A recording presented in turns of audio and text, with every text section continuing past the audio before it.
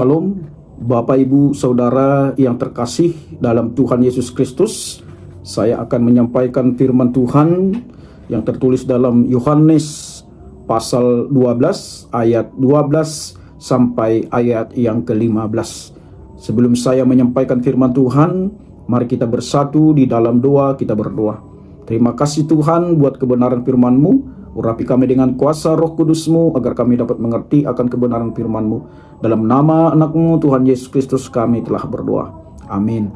Bapak Ibu Saudara yang terkasih dalam Tuhan Yesus Kristus, saya akan bacakan firman Tuhan yang tertulis dalam Injil Yohanes pasal 12 ayat 12 sampai ayat yang ke-15. Demikian firman Tuhan.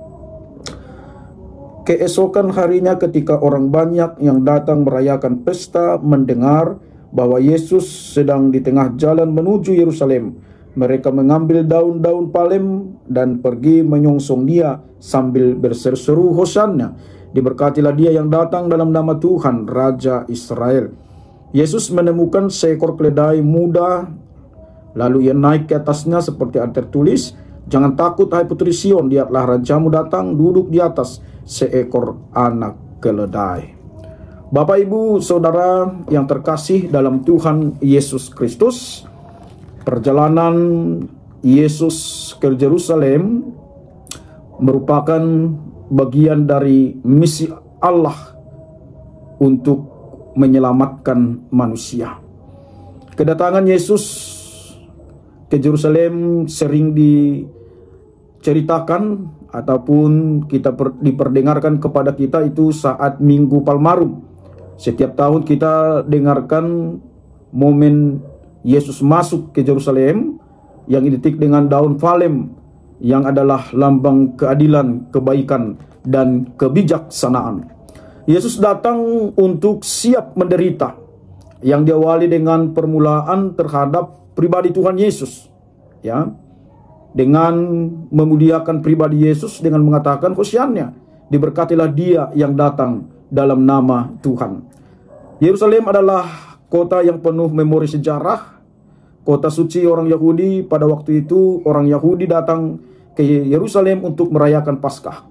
Ketika itu berita tentang Yesus dan berbagai mujizat sudah didengar banyak orang, terutama mujizat Lazarus yang dibangkitkan dari kematian, yang efeknya paling besar membuat banyak orang percaya kepada Yesus, dan sekaligus ya ketika di mana Yesus berada banyak orang yang datang kepada Yesus, dan sekaligus juga membuat para imam ya dan orang Farisi bersepakat untuk membunuh Yesus. Orang banyak mendengar bahwa Yesus sedang menuju Yerusalem, ya, mempersiapkan kedatangan Yesus dengan daun palem dan menyambut dia sambil berseru Hosana. Kedatangan Yesus ke Yerusalem dengan menunggangi seekor keledai yang sudah dinubuatkan oleh Zakaria. Nubuatan ini mengandung gagasan mesianik, raja mulia, adil dan jaya, tapi juga lemah lembut dan mengendarai keledai. Pada masa itu orang-orang yang hidup menderita sangat mengharapkan kedatangan Mesias yang akan membebaskan mereka dari penderitaan, ya. Maka Hosana itu yang memiliki arti segera lepaskan kami. Maka mereka sangat mengharapkan kedatangan Yesus itu adalah membebaskan mereka dari segala penderitaan mereka. Tapi ternyata kedatangan Tuhan Yesus tidak sesuai ekspektasi mereka. Sehingga beberapa waktu ya sambutan ataupun kata Hosana berubah menjadi seruan salibkan dia. Bahkan tercatat bahwa murid-muridnya sendiri mula-mula tidak mengerti akan hal ini, tetapi sambil berjalan waktu mereka mendapat pengertian tentang itu. Yesus memasuki Yerusalem, setiap langkahnya itu adalah mendekati kepada kematian. Ia tetap menghadapi penderitaan, menyongsong bahaya. Yesus tidak mundur meskipun ia tahu apa yang akan terjadi di depannya. Lebih daripada itu, ia tetap menghadirkan damai dalam situasi menderita. Belajar seperti Yesus yang mampu membawa damai dalam segala situasi. Dan inilah yang menjadi contoh bagi kita sebagai pengikut Yesus. Mari kita tetap menjalani kehidupan kita, apapun yang terjadi dalam kehidupan kita, kita tetap merespon dengan baik, menjalani kehidupan dengan baik, dan kita mampu menghadirkan damai sejahtera dalam situasi menderita. Ya, dan ini yang dilakukan oleh Yesus. Dia tidak menghindari penderitaan itu, tapi dia menghadapi penderitaan itu dengan damai sejahtera. Walaupun dia tahu apa yang akan terjadi, dia akan disalibkan, dia akan ditangkap, tapi dia tidak murung untuk masuk ke Yerusalem. Tapi dia tetap melangkah ke Yerusalem karena dia tahu apa misi yang harus dia lakukan dalam kehidupannya. Ketika memasuki Yerusalem, ia menunjukkan jati dirinya, memilih menunggangi keledai sebagaimana dibuatkan oleh Zakaria. Sebuah demonstrasi penggenapan nubuatan itu. Kedelai terlihat lemah tetapi sebenarnya kuat. Dia berjalan lamban tapi mampu berjalan jauh. Badannya kecil tapi sanggup membawa beban yang berat.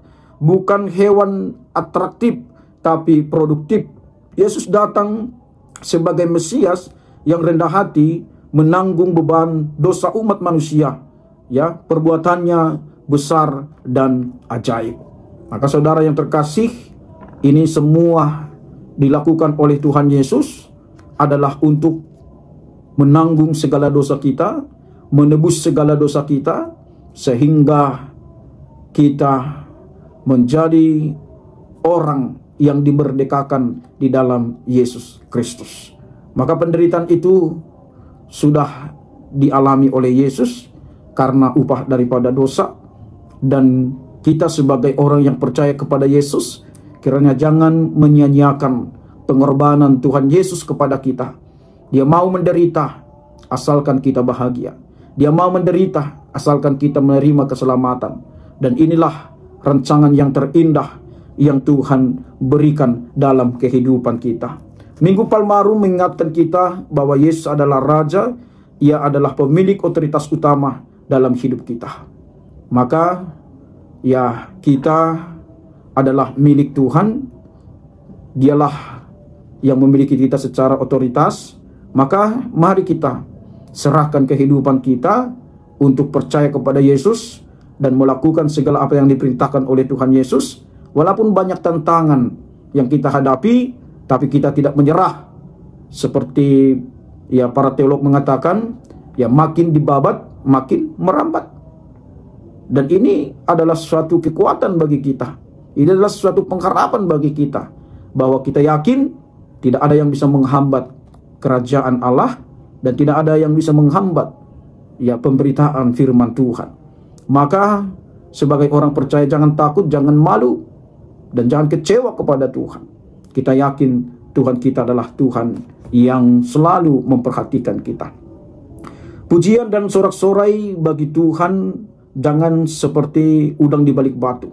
Memuji karena ada maunya, dan ketika tidak sesuai segalanya menjadi berubah. Biarlah kita dengan tulus menaikkan pujian kita kepada Tuhan, karena Ia layak menerima pujian dari umatnya. Tuhan tidak selalu sesuai dengan ekspektasi kita, tetapi yang Dia sediakan pasti yang terbaik, melebihi apa yang kita pikirkan dan harapkan. Maka saudara yang terkasih, mari bahwa kita yakini apa yang Tuhan rancangkan dalam hidup kita adalah rancangan kebaikan, rancangan damai sejahtera. Maka percayakanlah hidup kita kepada rancangan Tuhan, karena mungkin tidak sesuai dengan apa yang kita harapkan, tidak sesuai dengan ekspektasi kita, tapi yakinlah apa yang disediakan Tuhan pasti yang terbaik. Kita hanya bisa merencanakan yang baik, tapi Tuhan jauh merancangkan yang terbaik dalam kehidupan kita. Maka mari saudara yang terkasih, Tuhan pasti akan selalu memberikan kepada kita lebih dari apa yang kita pikirkan dan apa yang kita harapkan. Karena pikiran kita terbatas, dan mungkin dengan apa yang kita harapkan sering tidak seperti dengan kenyataan, tapi yakin dan percayalah Tuhan akan selalu memberikan yang terbaik kepada anak-anaknya. Maka saudara yang terkasih dalam Tuhan Yesus Kristus, mari kita selalu memuji dan memuliakan Tuhan. Apapun yang terjadi dalam kehidupan kita, mari kita tetap memuji dan memuliakan Tuhan. Jangan pernah kecewa kepada Tuhan, tapi mari kita tetap memuji dan memuliakan Dia dalam kehidupan. Dia layak untuk dipuji. Ya, kita memuji Dia bukan karena hidup kita baik-baik saja. Kita memuji Dia bukan karena apa yang kita rancangkan kita dapat, apa yang kita rencanakan kita dapat, tapi kita memuji Dia karena Dia adalah Tuhan yang selayaknya harus kita puji. Maka pengenalan akan Tuhanlah yang membuat kita memuji dan memuliakan Tuhan. Ya, bukan karena situasi yang kita alami, bukan karena keadaan yang kita alami, tapi karena pengenalan kita akan Tuhan, maka pujian kita akan selalu kita kumandangkan kepada Tuhan tanpa dipengaruhi oleh situasi kita. Maka mari memuji Tuhan bukan dipengaruhi oleh situasi, tapi memuji Tuhan dipengaruhi oleh pengenalan kita bahwa Dia adalah Tuhan yang layak dipuji, Tuhan yang telah menyelamatkan kita, Tuhan yang telah berkorban bagi kita, yang bukan hanya menyiapkan kehidupan di dunia, tapi telah mempersiapkan kehidupan yang kekal bagi kita. Maka Tuhan bukan hanya memberikan kesenangan sementara, sukacita sementara, tapi Tuhan memberikan sukacita yang kekal bagi kita. Maka jangan takut, ya. Itu yang dikatakan, jangan takut hai putri Sion, lihatlah rajamu datang. Ini adalah pemberitaan sukacita dalam kehidupan kita. Maka kita memiliki pengharapan yang pasti karena Raja kita Yesus Kristus akan selalu menyertai kita. Maka Bapak Ibu Saudara yang terkasih dalam Tuhan Yesus, lihatlah Sang Raja sudah datang.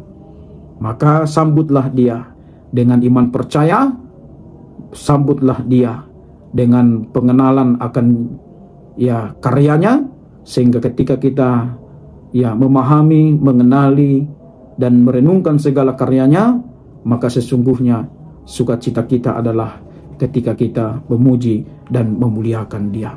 Semoga Tuhan memberkati kita, dan semoga kita juga tetap berada dalam lindungan Tuhan, dan apapun yang terjadi dalam kehidupan kita, kita harus tetap bersyukur, dan mari kita jalani bersama dengan Tuhan.